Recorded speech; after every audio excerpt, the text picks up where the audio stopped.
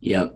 You Yeah, know, no, it makes sense. Well, like you said earlier, I mean, you've created that, not just a great business, but the lifestyle that you truly want to go out there and create. And at the end of the day, on your deathbed, it's never, oh, I wish I would have worked more hours to make more money. It's, I wish I would have done all these other things, like I don't right. think I've ever heard anybody have a regret of they wish they worked more hours, right? So, Yeah. On my deathbed, I'm going to look back and say, I'm glad I took all that time off and spent a lot of time on the ocean, did things, while I can still do them, I'm glad I did these things. Yep, love it. So then, I'd like to talk about your VAs, right? Because it is a very affordable way to outsource a lot of these things, but a lot of people have issues having success with VAs. And usually my experience is when people have issues, they don't have the systems in place to give the VAs the tools that they need to be very successful, right? But you've done not just a very good job at it, like also retaining them long-term, all of that. How do you incorporate VAs into your business? Like, maybe some examples of tasks that they do, and, what are some things that you've done to create these long-term successful relationships with them? Well, the VAs really handle everything. I mean, in terms of everything we can. And we even have them, they're not licensed, so they can't consult on real estate questions. But what they can do is they can set, like if someone says, well, I have a question about this, they say, oh, well, on the website, because I have an extensive help section, they say on the website, and we have some regular emails we send out, a lot of regular emails we send out that point people to the website for help. So we've kind of, I don't want to say gotten around that license issue, but we've helped it. And unless, a lot of things can be solved without getting a licensed agent involved. And in terms of, so they're doing really, start to finish, offer to closing, they're handling all the paperwork and pretty much everything we can, get them to handle, which is mostly everything. And then in terms of retention, one thing is I'm paying probably double what most people would pay VAs in the Philippines. It's still, it's still probably half of what you would pay here, or maybe even less than that. But over there, it's a lot. And of course, that's important because if your VA's, not getting paid much and they get another opportunity to make more, they're going to take it. And then the other thing is we've been pretty flexible on the schedule. The schedule is not easy, at least with our time zone. It depends where you're located. But, our VAs would have to start at 2 a.m. We're 6 hours. They're 6 hours behind us. So if we want them to start at 8 a.m., it's 2 a.m. in the morning their time, which is not an easy time to start. And so we offer some flexibility in the schedule to let them come in a little bit later sometimes, and they work late. And then we also make sure we have, 2 VAs plus the third part-time. So if one's out, we're not stuck with no help. Yeah. So they're doing everything as far as, hey, like listing input, ordering up professional photography, all the contract to close stuff, getting updates from lenders, title companies. I mean, they're really, your complete support staff, if you will, is handled through VAs. Exactly. And what we've done is we have a template. We happen to use Teamwork, a program called Teamwork, but there's different programs you can use. But the bottom line is we have a template of about 60 steps, for example, when someone's opening an escrow for a buyer. And so these steps, the VAs go through each one of these steps, and that way we make sure, because there's a lot going on, and then when you have a lot of escrows, it makes it even harder to track. So they're using Teamwork in order to make sure we never miss anything, and it keeps our clients informed too. They get emails, say, okay, here's where you're at. Here's the information on the inspection, for example. Here's what you have to decide. And all these emails refer back to the website for a help section. And then the other thing we've done, which is very popular with our clients, they love it, is the VAs will do basically a screen recording showing them inside the transaction system where the client is at the moment and what's left to be done, what's done. So basically it's kind of like, the client coming into our office and we sit down and say, okay, here's what's done. Here's what's left to be done. Here's what's happening. And we try to get that out weekly, and clients love, they love the communication. As communication is critical during the escrow period. And so we're always looking at how we can communicate better. Yeah, no, I love that. I recently just refinanced one of my investment properties through Quicken Home Loans, right? And I wanted to take advantage of these low interest rates. Now they're starting to inch up, so I'm like, all right, I better just lock in and do this right now because I had a slightly higher interest rate on it. And they have something set me. It made it so easy.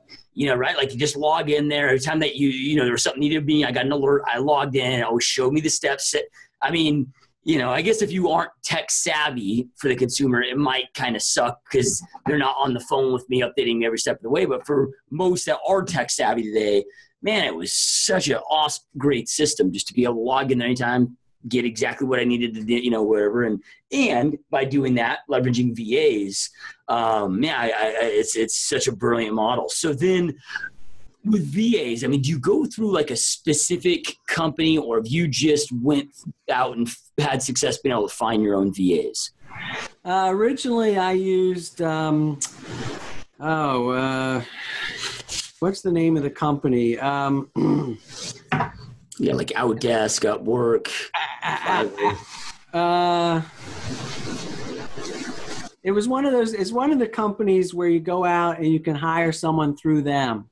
And I forget the name of that company now. They changed their name at one point. O-Work or O something. Is it Odesk or something? Odesk. Yeah, I think it's Odesk, right? And so I hired them through there, and we were paying through there. And then eventually we realized we use a software now called Hubstaff. And that basically just gets them a larger percentage of the money. When Odesk wanted to I think Odesk raised their rates a while ago. We said, we looked around and said, because we had the relationship already. And so it was just a matter of tracking their time. We wanted something that gets screenshots so they're accountable. We know they're working. We're not paying for hours not worked. And we went to Hubstaff and we used PayPal to pay them. Yep. No, I love it. Love it. And then you're not having to pay, W-2, like Social Security tax, all those other things. And it's just a win-win all the way around. So, love it, man. So then, when I'm on your website, I see things like, rebates, back to the buyers and right. And I love the wording on there that the average agent, pays 20-30% back to their brokerage. And said, we give that back to you. And with companies out there like Redfin and the popularity of those, I mean, buyers are the more savvy that they are and the more technology's out there. It's something that's important to them.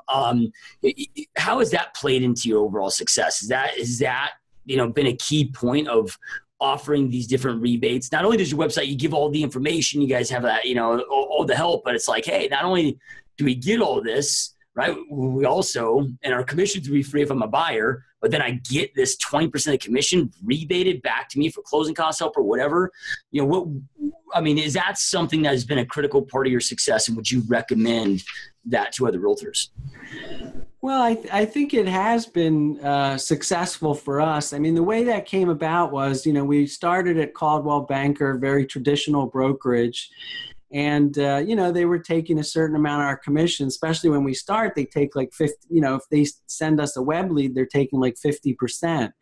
And when we, went out on our own and started keeping more of the commission, that's really what happened. We're like, all of a sudden we got a lot more commission, but we thought, but we have all these people on our website, but not a lot of people were using us, we felt like. And so we wanted to sweeten the pot, I guess, so to speak, for using us. And that's, we put in the rebate. And I think a lot of people like it. I mean, I think, I don't know if it's something I recommend for everyone. I think it depends on how you're getting your leads, because if you're getting your leads through word of mouth or other ways, or, a lot of different ways, then, you probably don't need a rebate. They're just coming to you because, hey, you're the recommended person. They're going to use you no matter what. But if in our situation, we have thousands of people on our website, and we're trying to offer them something that entices them to raise their hand. And so the rebate is one of the things, the rebate and our experience level we're trying to get across are the two things we're using to try to say, hey, use us instead of, the person you met at the open house, or, on this, I don't know what it's like at your place, but on this island, it seems like everybody has an aunt, uncle, or some relative who's selling real estate. So it's very competitive. Yeah, no, I agree. Yeah, I mean, in Phoenix, we have 40,000 agents in my county. We're like the most saturated real estate agent per capita market out there. So it's always having to figure out a way to differentiate yourself. And right. And you're right. I mean, you got 75% of your business coming from cold traffic that doesn't know you from anybody. But when you're on their website, it's like, hey, these guys are number one out here, right? I mean, that's very relevant that you're the number one out there doing more business than anybody else. Plus, you save them more money. When you're on your website, it gives you really the appearance of, dude, it's a no-brainer. Like, I'm going to use, Brian and his team. Like, well, I'd be stupid not to. Yeah, and our feeling is, and that plays into our feeling of how we do the marketing and stuff too, is that we have a good shot of getting the person to raise their hand, unless they're already, unless they have an uncle or an aunt in real estate, or someone was highly recommended. If someone was highly recommended, it doesn't matter what we do. They'll use our website. I mean, we have a lot of other realtors that recommend their clients use our website. Oh, wow. Because they know it's a good site to use, but they're comfortable with the relationship they have with that buyer or seller, where they know, no matter what, they're going to come back to them. And that's true. I think some people, have that relationship. So. Now, are there any stipulations to it? Like if somebody's buying, and I know that property's very high values where you're at, but, somebody's buying a $200,000 property, and then you do that, and then you got to chop it up 50-50, and you got your marketing cost. I mean, is there any type of a stipulation where it's like, hey, it's only for purchase prices above this amount, or, co-broke need that we're being offered from the listing agent needs to be this amount? I mean, are there any stipulations to it? No, there's no stipulations, but there are properties. There's inquiries we get.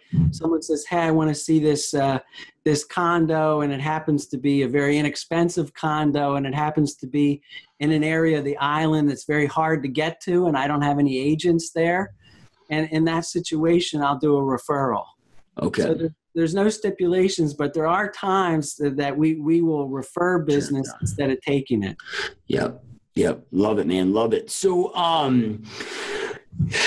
covered so much great information here. You've been on this journey for quite some time. If you could go back, like the Brian today, knowing everything you know now, could go back to when you first started your real estate career and give yourself a couple pieces of advice that you feel would have really fast forwarded your success or allowed you to create this that much sooner, knowing what you know now, what would that be?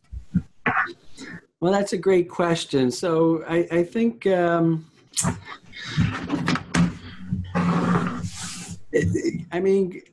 back, I wouldn't change a lot. I think I would just keep doing more of what I was doing, which is, in my case, just putting as much into the website as possible.